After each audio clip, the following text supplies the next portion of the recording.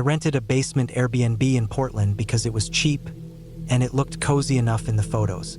I was only planning to stay 4 nights, and I didn't want to spend too much money since most of my trip was just wandering around the city during the day. The listing showed a small furnished basement with its own entrance, a couch, a bed tucked in the corner, a little desk, and a kitchenette with a microwave and hot plate. It seemed private, and the host had good reviews. When I got there, the neighborhood was quiet, lined with old houses close together. The basement door was on the side of the main house, and I had to walk down a narrow path to reach it. The entrance was simple, just a white door with a keypad lock. Inside, the basement was exactly like the pictures, maybe a little more dim than I expected. The windows were small, set high up near the ceiling, letting in just a bit of light. The air smelled faintly of dust and paint, but it was clean enough. I unpacked a bit, put my bag by the desk, and settled in. The first night was fine. I watched some TV on my laptop, ate a sandwich I'd picked up earlier, and went to bed. The place was quiet, and the only noises I heard were the occasional creaks from the house above me. I figured that was normal since it was an old house. The second day, while I was unpacking more of my stuff, I noticed something strange on the far wall, near where the bed was.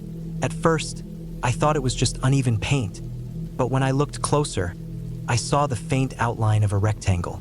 The edges were slightly raised under the paint, like someone had covered up a door with drywall. I stood there for a while, tracing the shape with my eyes. It was tall and narrow, exactly the size a door would be. Curiosity got the better of me. I pressed lightly on the wall, right in the center of the rectangle. To my surprise, the drywall gave just a little, almost like it wasn't solidly attached. It flexed. Not a lot, but enough for me to feel it. My stomach dropped a bit. It didn't feel right, but I told myself old houses had weird repairs. Maybe they covered up some storage space or something. I tried not to think too much about it and went about my day. That night, though, I couldn't get it out of my mind. I kept glancing at that wall.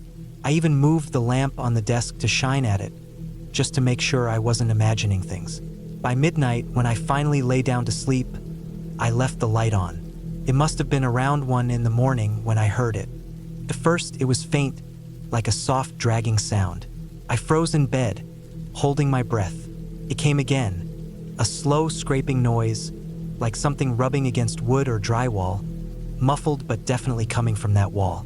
I sat up and stared at it. My heart was pounding so hard I could hear it in my ears. I wanted to believe it was pipes or maybe an animal outside, but the sound was too deliberate. It wasn't random creaking. It was slow, then stopped, then started again, almost like someone shifting their weight. I stayed perfectly still, staring at that faint rectangle, convinced at any moment it was going to push inward. I barely slept the rest of the night. Every time I closed my eyes, I thought I heard something else. A thud, a faint scratch. I kept the lamp on until morning, dozing off in short bursts. When daylight finally came through the small windows, I felt both relieved and sick from lack of sleep. I tried to brush it off as my imagination, but I couldn't shake how real it sounded. Later in the morning, I decided to casually ask the host about the wall. She lived in the main house above me, but I only ever communicated with her through messages. When I brought it up, she explained that the basement used to connect to a service tunnel that went up into the main part of the house. She said it had been sealed years ago when they renovated. She told me not to worry, that there was nothing behind it anymore. But the way she said it didn't make me feel any better. If it was sealed, why did it flex when I pressed it? And more than that, why did I hear those noises? That evening, I tried to distract myself by staying out later. I ate dinner in the city, walked around, and didn't return to the basement until almost 11. When I finally got back, the place felt even more claustrophobic. The air was still, and the ceiling felt low, pressing down on me. I told myself I was just tired and overthinking. I left the TV playing in the background to drown out any noises and sat on the couch with my laptop. For a while, everything was fine. Then, close to midnight, it started again. This time, the sound was sharper. A scraping, dragging noise, followed by what I swore was a faint knock. I froze, my eyes locked on that wall. The outline of the hidden door seemed darker somehow, like my brain was filling in the gaps, making it stand out more. I stood up slowly, not wanting to get too close, but I couldn't look away. The noise came again, softer this time, almost like something brushing against the wall from the other side. My chest tightened. I grabbed my bag and moved it closer to the door, just in case. I stayed up the whole night, lights blazing, too afraid to lie down. Every hour or so, the sounds would start again. Faint, inconsistent, but always from the same spot. Scraping, shuffling, sometimes a dull thump. I couldn't convince myself it was just the house settling. It was too deliberate. By morning, I had made up my mind. I wasn't staying there another night. I packed everything quickly, my hands shaking. The air in the basement felt heavier than before, like I wasn't supposed to be there. I could barely look at that wall as I zipped up my bag. I left the key on the table and walked out without even sending a message to the host at first. I didn't care about the money I was losing. The thought of spending another night listening to whatever was behind that wall was unbearable. I booked a last-minute motel room across town, a rundown place that smelled like cigarettes, but at least it felt safer. When I finally messaged the host to say I was leaving early, I kept it short. I didn't tell her exactly what I heard. I didn't want to get into a back and forth. She could keep the last 2 nights' payment. It was worth it just to get out of there. Even now, I can still picture that faint rectangle in the wall, the way it gave slightly when I pressed it, like it was never fully sealed. I don't know what was behind it or who might still know about that tunnel, but I know what I heard. And I know I'll never stay in a basement rental again. Leaving early was the only thing that made sense. The noises weren't in my head, and I wasn't going to stick around to figure out what was really making them. I wanted out and I got out. That's all that mattered.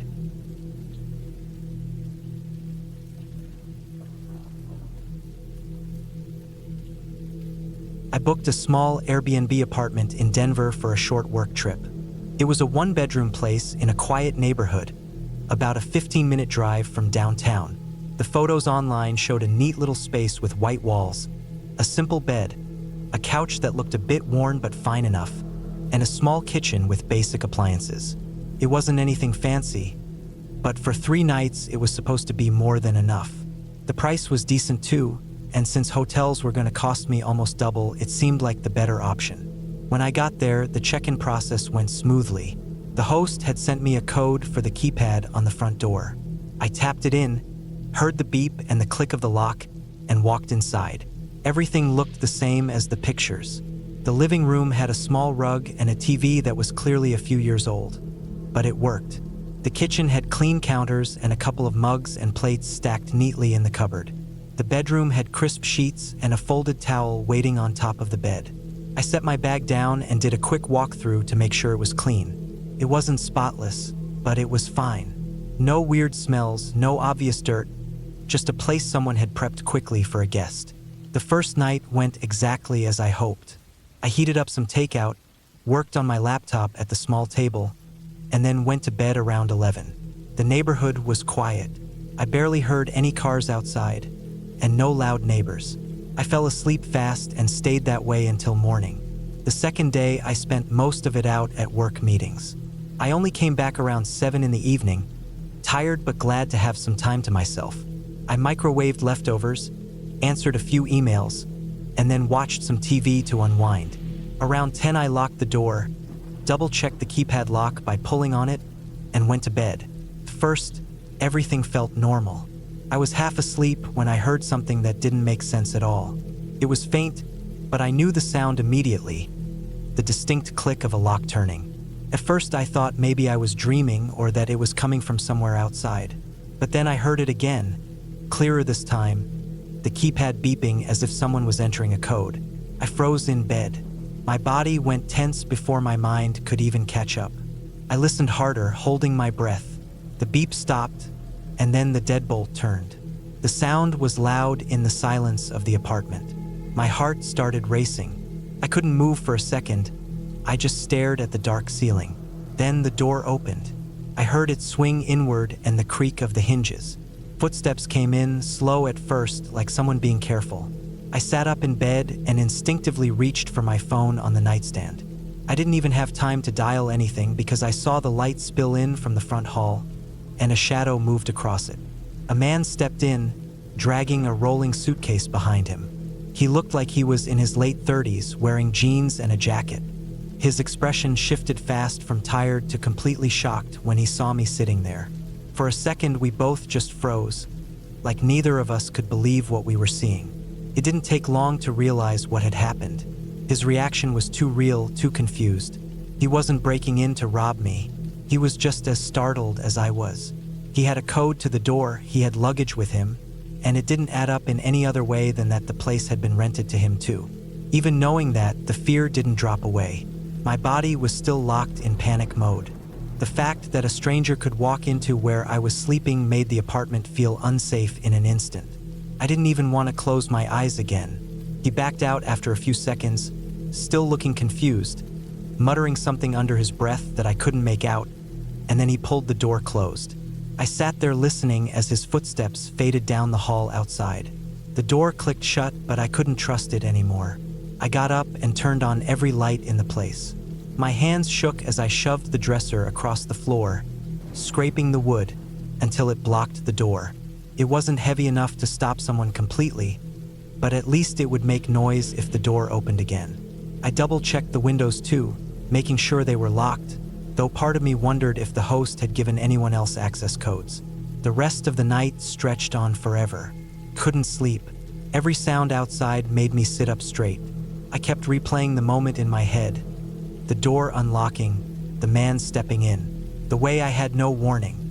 I sat on the couch with my laptop open but didn't even type anything. I just sat there, wide awake, until the first light came through the blinds. When the sun finally came up, I packed my bag in less than 10 minutes. I moved the dresser back, opened the door, and looked around the hallway. It was empty, quiet again like nothing had happened. I walked out fast, checking over my shoulder the whole time until I got to my car. I didn't even bother leaving a note. I just drove straight to a nearby cafe and booked a hotel room on my phone. Cost more than I had planned for the trip, but I didn't care anymore. I wasn't about to risk another night in a place where someone else could walk in whenever they wanted. Later that morning, after I was safe in the hotel, I opened the Airbnb app and saw the reservation still active. I thought about messaging the host, but honestly, what could I even say? They had given the same code to more than one person. That wasn't just a mistake, it was a complete failure of trust. I canceled the rest of my stay, left a review explaining what happened, and never heard back from the host. Even now, I think about how easily it could have gone differently. What if I hadn't woken up right away? What if he had walked further inside before realizing someone was already there? What if it hadn't been him, but someone else with bad intentions? It was the kind of thing you never expect when you book a short trip. You assume once you close the door and lock it, the place is yours, safe for the night.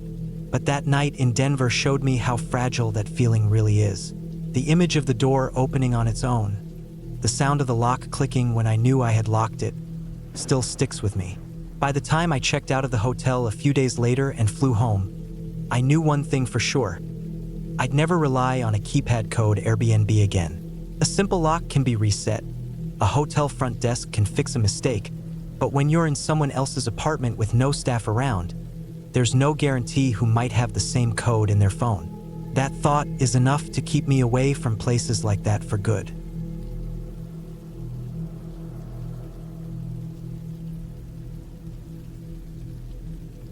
I booked what looked like a luxury lake cabin in Michigan for a short trip, just to get away and clear my head. The listing was beautiful.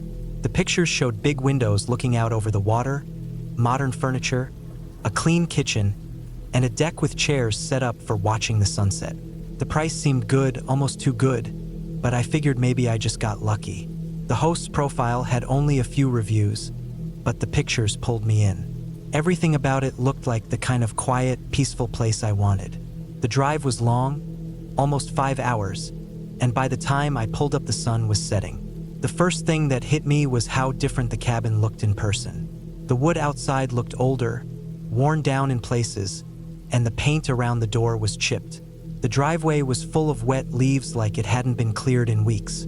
It was a little off-putting, but I brushed it aside, telling myself photos always make things look better. When I opened the door, the smell hit me right away. It wasn't overwhelming, but it was the smell of a place that hadn't been properly aired out in a while, stale, mixed with a faint musty odor. Inside, the floors were dusty. The rug near the door had dirt ground into it, and the modern furniture from the photos looked cheap and worn. The couch sagged in the middle, the armrests stained. The kitchen counter had crumbs on it, and when I opened the fridge, there were cartons of milk and takeout containers shoved in the back. One was growing mold. The bathroom made me pause the longest. There were half-used toiletries on the sink, toothpaste squeezed down, a disposable razor with hair still in it, and damp towels folded over the shower rod. The toilet bowl was stained yellow. The sheets on the bed were wrinkled, not fresh, and when I pulled the comforter back, I saw hair on the pillow. It looked like someone had just gotten up and left, not like a place that was prepared for new guests. I stood in the middle of the living room with my bag still in my hand, unsure what to do. Part of me thought maybe the cleaners hadn't gotten there yet. Maybe I arrived too early even though it was already evening. I checked my reservation again. It clearly said check-in was anytime after 3 p.m. and here I was, hours past that. I was tired from the drive, and after debating whether to leave and find a hotel, I told myself I'd just stay one night. It was late, and I didn't feel like driving another hour or more to try to find another place. I washed the pillowcase in the sink, threw my own shirt over it as a cover, and tried to settle in. The night was quiet at first. The cabin was in a wooded area by the lake, and I could hear the water moving softly, the occasional splash of a fish jumping, and the hum of insects. I sat on the deck for a while, trying to push away the unease. When it got darker, I locked the door, double-checked the windows, and tried to sleep. It was sometime past 10 when I heard the first knock. It wasn't loud, but sharp enough that I froze in bed. My first thought was that maybe it was the host coming by to apologize for the state of the place. I got up, walked to the door, and looked out through the glass. There was a car parked in the drive now, headlights off, and for people standing on the porch. A man, a woman, and 2 kids. I didn't open the door. I stayed quiet, heart racing, watching them through the curtain. After a few moments, they knocked again. Then they spoke up, their voices muffled but firm, asking about the cabin. I finally opened the door just enough to talk. They told me this was their cabin, that they had it reserved for the whole week. They had driven a long way with their kids expecting to settle in, and now they found me inside. I showed them my booking on the app, scrolling through the photos I had saved and the confirmation details. They looked at each other and shook their heads. They explained that those were their photos, that someone had stolen them, and that they had been dealing with similar problems before. It was their family cabin, they had owned it for years, and they used it themselves and sometimes rented it out through another service, not the one I had booked from. The feeling that hit me in that moment is hard to explain. Embarrassment, fear, confusion, all at once. I was standing inside a stranger's property with their family outside staring at me. Kids tired in the car, the parents frustrated. I had no idea who the person was that I had paid. I had sent money through the app and gotten nothing but a fake listing. The host's profile that I had booked from was gone by the time I tried to report it. I opened the app right there on the spot, and their picture and listing had vanished. It was like they had never existed. The family told me they had been trying to get the photos taken down for months, but every time the listing disappeared, another one would pop up under a new name. Standing in that dirty, used cabin with my bag still half unpacked, I felt trapped. The family wasn't hostile, but they were clearly upset, and I couldn't blame them. They were in the right. It wasn't my cabin. I packed my things quickly, apologizing as I shoved clothes back into my bag. They waited outside, watching to make sure I left, their car headlights lighting up the driveway as I carried my stuff out to mine. Driving away into the dark, my mind was racing. I had nowhere to go. It was late. The small towns nearby were quiet, most motels closed or full. I pulled into a gas station lot about 20 minutes away and sat there for a while, scrolling through hotel apps on my phone. The prices were high, most of the decent ones booked. I finally found a dingy roadside inn with a vacancy, checked in, and dropped onto the bed still in my jeans. The next morning, I tried again to report what happened through the app. Customer support was slow, asking for screenshots, asking for proof, but the listing was gone, the profile gone, and the host completely unreachable. They eventually refunded me, but the money didn't matter. The whole trip I had planned was ruined. I had taken time off, spent hours driving, and all I got was a night in a gas station motel. I kept thinking about how easy it had been for someone to take photos of a real family's property and pass them off as their own. The fake host had probably made good money scamming people like me, disappearing before anyone could catch on. The family had to keep dealing with strangers showing up at their cabin late at night, thinking they had the right to be there. It made me realize how little protection there really was. By the time I drove home the next day, I wasn't even angry anymore, just drained. I kept replaying the knock at the door. The sight of that family standing outside while I stood inside their home could have gone worse. They could have called the police and had me dragged out. They could have thought I was trying to break in. Instead, I just had to face the fact that I had been scammed. I never booked through that app again. From then on, I checked reviews more carefully, cross-checked addresses, even tried to reverse search photos if I wasn't sure. The memory of that cabin stuck with me. The smell, the dirty sheets, the half-used razor, and the sharp knock on the door that told me I was never supposed to be there in the first place. That trip was supposed to be a break, but it ended up being a lesson. Not every place online is what it looks like, and sometimes, by the time you find out the truth, you're already inside someone else's home with no choice but to leave in the middle of the night.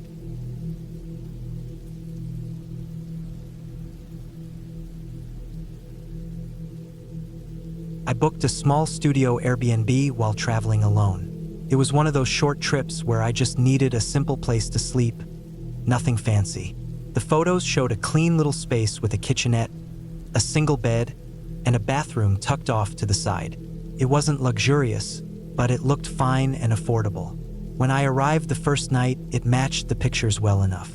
A little plain, a bit older than the photos had suggested, but not bad. The check-in was through a lockbox, and I never saw the host in person. That was pretty normal for me, and I didn't think much of it. The first night went by without anything strange. I went out for dinner, came back, showered, scrolled on my phone for a while, and slept. I had no issues. The building was quiet, the street outside wasn't too busy, and I felt fine. The second night, though, is when things started to feel off. I came back late, probably close to midnight. I remember fumbling with the key and letting myself in, tired and ready to crash. When I stepped inside, I noticed something that made me stop.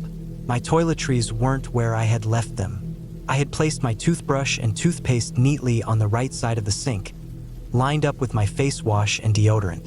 Now they were slightly moved, spread out in a way I didn't remember. My towel, which I had hung dry over the bathroom door, was now hanging on the shower rod, and it was damp. I stood there staring at it, trying to figure out if maybe I had hung it wrong or maybe hadn't let it dry completely after my last shower. For a minute, I thought maybe I was just being paranoid. Travel can make you forget small details, and I tried to convince myself I must have done it and not remembered. Still, it stuck with me. I didn't like the thought that someone had been in there, but I had no way to prove it. I ended up brushing it off and going to bed, but the thought lingered in the back of my mind the whole night. The next morning, I got up to get ready and realized my phone charger was missing. I kept all my electronics together, and I had plugged my charger into the outlet by the bed the night before. Now it was gone. I tore through my bag, checked under the bed, and even looked in the bathroom, thinking maybe I had carried it with me without realizing. Nothing. It wasn't there. The outlet was empty. That's when my stomach sank. Things don't just vanish like that. I knew then that someone had been in the apartment while I was out. That whole day, I couldn't focus on anything else. I was supposed to be enjoying the trip, but all I could think about was that missing charger and the damp towel. I didn't want to jump to conclusions, but it didn't feel right. I checked the listing again and read the house rules to see if maybe the host mentioned something about cleaning service, but there was nothing like that. The place wasn't advertised as having daily housekeeping. No one was supposed to be coming in. That night, I was on edge. I didn't go out late this time. Instead, I decided to stay in and see if anything else would happen. I tried to relax by watching something on my laptop, but I kept glancing at the door, listening for any sounds. I told myself I was overthinking it, but my gut wouldn't let me drop it. By the time it got close to midnight, I was wide awake. I turned off the lights, got in bed, and pulled the blanket up, pretending to be asleep. I left my phone in my hand, screen dimmed, just in case. The apartment was silent, the kind of silence that makes every little sound stand out. I could hear the faint hum of the fridge, the occasional creak from the old pipes in the bathroom, and nothing else. It was sometime after 1 a.m. when I heard it. The sound of the door unlocking. It was quiet, but unmistakable. A slow turn of the key in the lock. My heart jumped into my throat. I kept my breathing steady, pretending to be asleep. The door opened just a crack at first, then wider. Someone slipped inside. I could make out the shadow of a man, moving carefully, almost like he thought he was sneaking in. He had his own key. That detail hit me hard. This wasn't someone breaking in with force. Whoever this was had access. He stepped a few feet inside, moving toward the kitchenette. Then he turned slightly, and his eyes met mine. Even in the dim light, he saw that I was sitting up in bed, wide awake. He froze. We just stared at each other for a second. I didn't say anything. I didn't move. My chest felt tight, and every muscle in my body was tense. He didn't say anything either. Without a word, he slowly backed toward the door, still looking at me, then slipped out into the hallway. The door clicked shut behind him. For a moment, I sat there in shock, unable to move. My mind was racing with everything that could have happened if I had really been asleep. I grabbed my backpack and started shoving my things inside as fast as I could. I didn't care about folding clothes or packing neatly. I just wanted out. My hands were shaking so bad I dropped a few things, but I forced myself to keep moving. Once I had everything, I opened the door, peeked into the hallway, and made sure it was empty. The building was dead quiet. I didn't even wait for the elevator. I ran down the stairs, 2 at a time, until I was outside. The night air hit me, cold and sharp, but I felt a little relief just being out of that place. I found a hotel nearby and booked a room on the spot, even though it cost me way more than I wanted to spend. I didn't care. I locked the door, checked it twice, and finally let myself breathe. My hands were still shaking long after I lay down in the hotel bed. The next morning, I reported everything to AIRBNB support. I explained the toiletries being moved, the missing charger, and especially the man entering the apartment with his own key in the middle of the night. I didn't know if it was the host, a cleaner, or someone else entirely, but it didn't matter. No one was supposed to be coming in when I had paid to stay there. I told them I had left and wouldn't go back, and that I wanted the listing investigated. Looking back, I'm glad I stayed awake that night. If I hadn't, I don't know what would have happened. The whole experience stuck with me. I've used Airbnb plenty of times before, but after that, I've never felt the same about staying in someone else's place. I double-check every lock. I avoid listings with self-check-in where you never see the host, and I always keep a backup hotel option in mind. That night taught me something important. Sometimes the scariest things aren't noises in the dark or creaks in an old house. It's the feeling of someone being where they're not supposed to be, with a key in their hand and silence in their steps. That's the kind of fear that doesn't fade easily.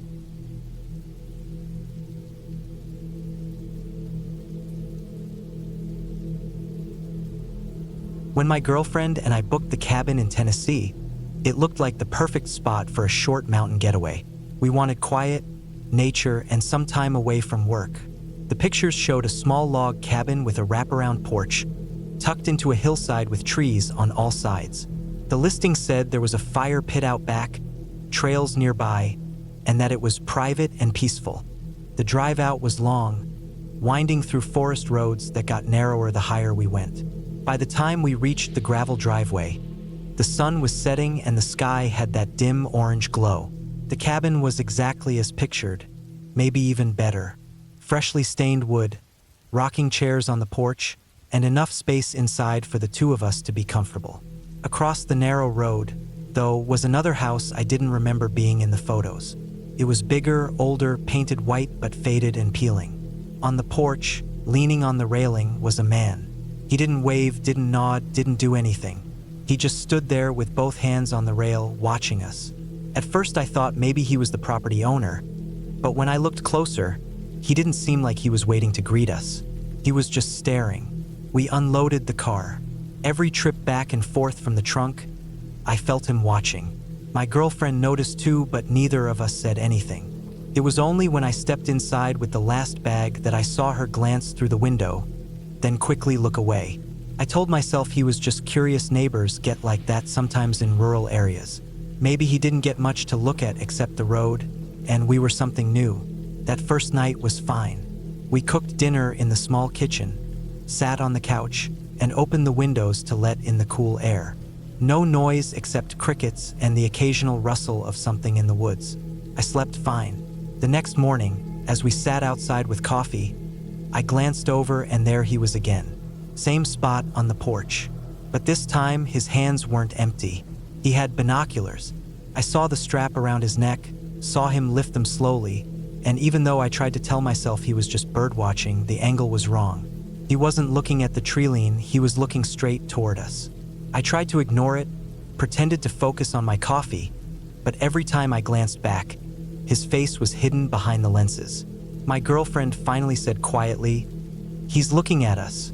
She didn't sound scared yet, more annoyed. We went back inside after that, but for the rest of the day, I kept catching myself glancing toward the windows, wondering if he was still out there. He was, every time. That night, we lit the fire pit out back. It was one of the things I'd looked forward to most, sitting under the stars, drinking, and talking with the crackle of wood. The fire gave off a glow that lit up the back half of the cabin and the small clearing. The woods started only a few yards behind. It was peaceful for a while, until my girlfriend froze mid-sentence. She turned her head slowly toward the road. I followed her gaze. Across the way, on the porch, I saw a quick burst of light. Not firelight, not a reflection, a flash like from a camera. I stood up right away, my heart racing. Another flash went off seconds later. Came from his direction, no question. He was taking pictures. We both went inside after that.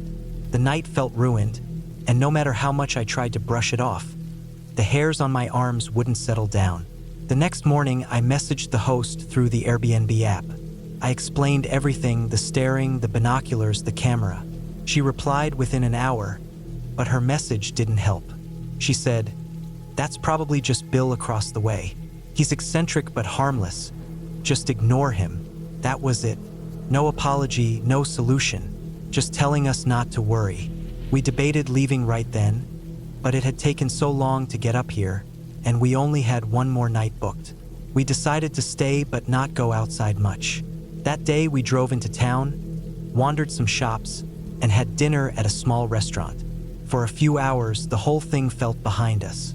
By the time we drove back, it was close to midnight. When I pulled the car into the gravel driveway, the headlights swept across the side of the cabin. That's when I saw them. Clear footprints in the dirt all around the windows. The ground was soft from recent rain, so they stood out sharp.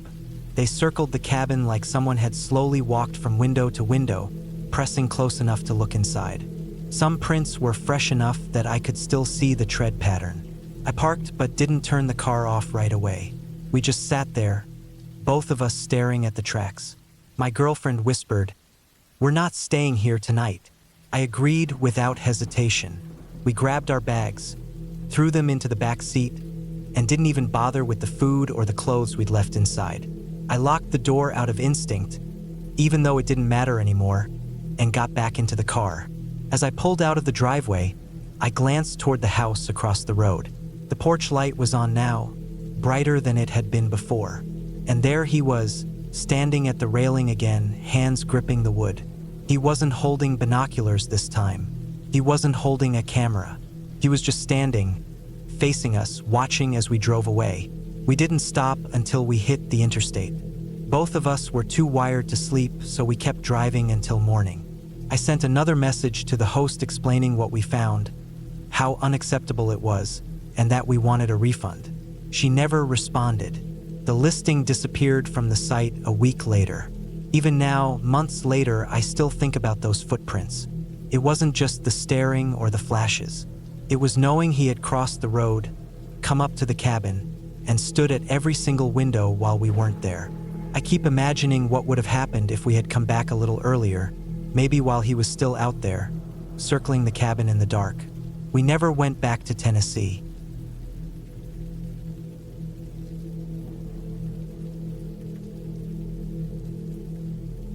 When I booked the loft in Chicago, I thought I had found the perfect place. The photos showed a clean, modern apartment with tall ceilings, exposed brick walls, and big windows that looked out over the street below. It felt like the kind of place you see in magazines: minimal furniture, white walls, stainless steel kitchen appliances, everything arranged just right. I had been traveling for work and was tired of the usual chain hotels, so the idea of having my own little city loft felt refreshing. When I arrived, the place looked exactly like the pictures. Spotless kitchen counters, a small but neat living room with a couch and a flat-screen TV, and a bedroom with a queen bed and fresh sheets. The host had even left a bottle of water and some chocolates on the counter, which made the whole thing feel even more welcoming. The first night was quiet. I unpacked, took a shower, and sat on the couch scrolling through my phone while eating takeout from a diner nearby. The city noise outside didn't bother me. I expected it. Horns, the occasional siren, footsteps echoing on the sidewalk below. It almost felt comforting, like background music to the apartment. I went to bed around midnight, stretched out in the cool sheets, and fell asleep without any trouble. It was the next day, while walking around the loft, that I noticed something strange. In the bedroom, the window was large but sealed shut. At first, I didn't think much of it, but when I looked closer, I saw screws drilled into the frame, making it impossible to open. The screws weren't hidden or neatly done either. They were rough, almost like someone had done it in a hurry. I thought it was odd. A loft like this, you'd expect to be able to crack the window open at least a little for fresh air. I told myself maybe it was for safety reasons. Maybe the landlord didn't want guests climbing out onto the fire escape or dropping something onto people walking below. It was strange, but I didn't want to overthink it. The second night started the same way as the first. I spent the day out in the city, walking around, grabbing food, and by the time I got back to the loft, it was past 10. I made myself a cup of tea, turned on the TV for a bit, and then got ready for bed. Around 1 in the morning, I woke up. At first, I thought it was just because of the city noise, but this was different. It was faint, but I could hear something. I stayed still, my ears straining. It wasn't traffic or people yelling down the block. It sounded closer. It sounded like whispers. I sat up in bed, the hair on my arms standing on end. The sound was coming from the window. I froze, listening. It was muffled, but definitely voices, low, hushed tones, like people trying not to be overheard. For a moment, I wondered if it was coming from the apartment next door, maybe thin walls. But the whispers didn't fade or shift. They stayed fixed, just outside the sealed window. My heart started pounding as I realized I was on the 4th floor. There was no balcony, no ledge. There shouldn't be anyone outside that window. I reached for the lamp, turned it on, and crossed the room. When I pulled the curtains back, I felt my stomach drop. Down on the street below, 2 men stood directly under my window. One of them was looking straight up, eyes fixed on where I was. The other one stood beside him, holding something tall and metallic. I blinked, trying to process what I was seeing. It was a ladder. They had a ladder leaned against the side of the building. I stepped back from the glass, my mind racing. The whispers had been them, talking to each other while looking up at my window. Suddenly, the screws in the frame made sense. That window wasn't sealed for safety. It was sealed to keep people from getting in. Someone had known there was a risk that someone might try. My first instinct was to turn off the light, but it was too late. They had already seen me.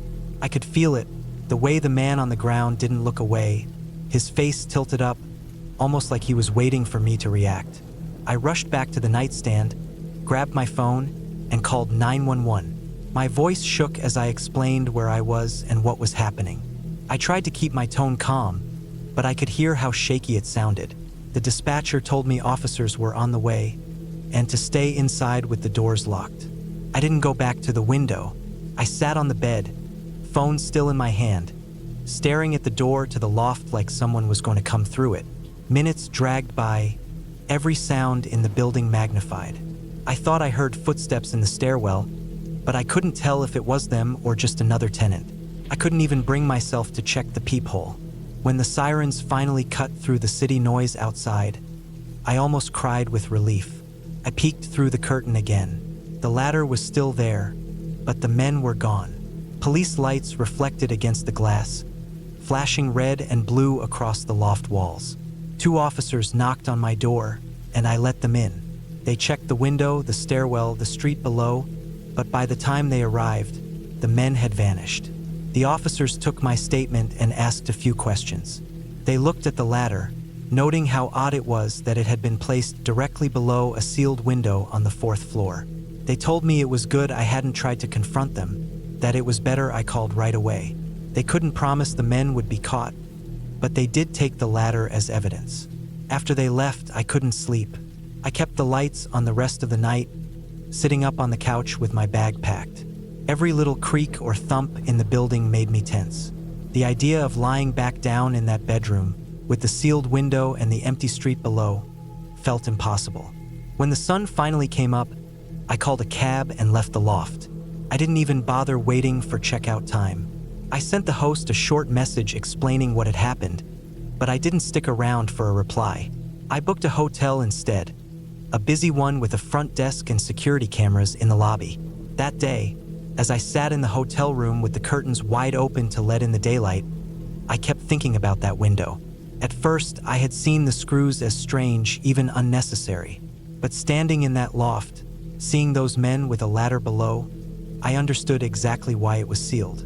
Someone knew there had been attempts before, maybe more than once.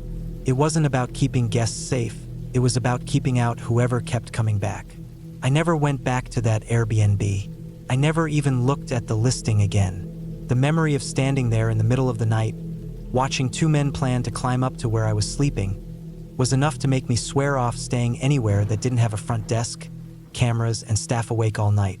I realized then that the safety you take for granted in a place like that is never guaranteed, and sometimes the smallest detail, the screws in a window frame, can be the only warning you get. Even now, when I stay somewhere new, the first thing I do is check every lock, every window, every door. Because in Chicago, that night, I learned how quickly the comfort of a perfect-looking loft can turn into the most terrifying experience of your life.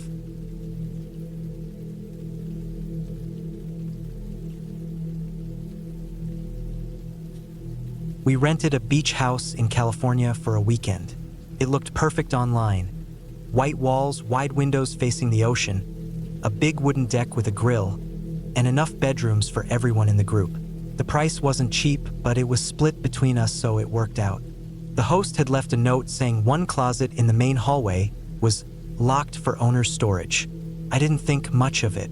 Lots of rentals have a space like that where the owners keep personal things. The first day was normal. We carried our bags inside, checked every room, and stocked the fridge. The house felt like a classic beach rental. Clean but a little worn down, with furniture that looked like it had been moved from someone's old house. A big couch sat in the living room, a coffee table with a water ring in the center, and a flat-screen TV mounted slightly crooked. I noticed the closet in the hall right away, the one with a silver lock on it. The handle was scratched up like it had been used a lot, and there was a faint outline on the wall where people had brushed against it over the years. It didn't matter. We weren't here for closets. That first night was calm. We grilled food on the deck, walked down to the sand, and came back when it was dark. The sound of waves carried into the bedrooms, soft and steady. I slept without any trouble. The second day we stayed mostly outside. We swam, played frisbee, went into town for groceries. By the time night came, everyone was tired. We sat in the living room watching TV, and eventually people went off to their rooms. Around 2 in the morning, I woke up to use the bathroom. The hallway light was off, but enough moonlight slipped through the windows to make shapes clear. That's when I heard it. A small click, the sound of a latch giving way. I froze in the hall. My eyes shifted to the closet, the one that was supposed to be locked. The handle was turned just slightly down, and through the tiny slit of space where the door had opened, a thin white beam shone out. It moved like someone holding a phone flashlight. The light shifted along the floor, paused, then aimed upward as if it was searching. My chest tightened. For a second, I thought maybe one of my friends had gotten into it somehow. Maybe someone was messing around. But we didn't have the key. I had seen the lock myself. It wasn't a knob you could just twist open. I backed into the bedroom where my brother was sleeping and shook him awake. He was annoyed until I whispered what I saw. He got up right away and grabbed a metal bat he had brought for the trip. We stepped into the hallway again, hearts pounding. The light was still shining from the crack of the closet door. He nudged me behind him and raised the bat. I put my hand on the door and yanked it open. The beam disappeared instantly. Inside, the closet looked small and ordinary. White walls, a wooden shelf with neatly folded sheets, a few spare pillows stacked to the side. Nothing else. No phone, no light, no person. We searched every corner, even moved the linens. The closet wasn't deep, couldn't hide anyone. My brother cursed under his breath. I just kept staring at the empty space, my skin prickling with the feeling that someone had been there seconds earlier. We checked the rest of the house, every window and door. All locked. Everyone else was still asleep. I lay awake until the sun came up, listening for sounds in the hallway, half expecting the closet to open again. In the morning, I told the group what happened. Most of them brushed it off as me being half asleep, maybe imagining light from outside. But my brother backed me up. He had seen it too. That gave everyone pause. We decided to call the host. The host answered quickly, sounding calm. I explained what happened. She said firmly that nobody else had access to the house, that she didn't live nearby, and that the closet was for storage only. She didn't sound shaken at all, just repeated that the space was locked for owner's use and nobody should be inside. But that explanation didn't cover the fact that we had seen it open, seen the light. My brother pointed out that the lock wasn't broken when we checked it again. It was still in place like it had never been turned. That made no sense. After breakfast, we tried to put it out of mind. We went to the beach, swam again, tried to enjoy the day. But I noticed little things. The curtains in the living room were drawn differently than we had left them. A towel we left hanging on the deck railing was folded neatly on the table. No one in the group admitted to touching it. I kept looking back at the house every time we were outside, half expecting to see someone in the window. That night, I couldn't relax. I lay in bed with my ears straining for any sound. Around 1 a.m, I thought I heard faint steps above us, like someone moving across the living room floor. I held my breath, staring at the ceiling. The sound stopped after a few seconds, leaving me wondering if I had imagined it. By 2 a.m, I gave up on sleep. I got out of bed quietly and walked to the hallway again. The closet door was shut tight, the lock gleaming under the dim light from the living room. I stood there for a long time, waiting. Nothing happened. I went back to the bedroom but didn't get under the sheets. I sat on the edge of the bed, still holding the thought that someone was in the house with us. The next morning, one of my friends mentioned he thought he heard the front door creak open during the night. He brushed it off, saying maybe it was just the wind. But the front door was heavy, not something that could be moved by a breeze. That settled it for me. We packed up our bags right then. We didn't even finish our reservation. Everyone agreed it wasn't worth staying another night. We drove out in silence, heading back toward the city. Nobody really argued about it. We all felt the same unease, like eyes had been on us the whole time. Later, when I thought back on it, the details bothered me more. The closet light had looked exactly like a phone flashlight. Someone had been standing in there, shining it around. The way it vanished the second we opened the door meant whoever it was had been right on the other side, waiting. I didn't know how they got out. The closet wasn't big enough to hide another exit. But something about the way the lock looked untouched afterward suggested the host knew more than she told us. It was realistic in the worst way possible. Someone had been inside, maybe watching us, maybe waiting. We never figured out how, and that's the part that stays with me. We left early, drove home, and none of us talked about it again. But I still remember standing in that hallway, staring at the thin strip of light moving slowly across the floor, and knowing there was someone only inches away in the dark. That was enough to make me never book a house like that again.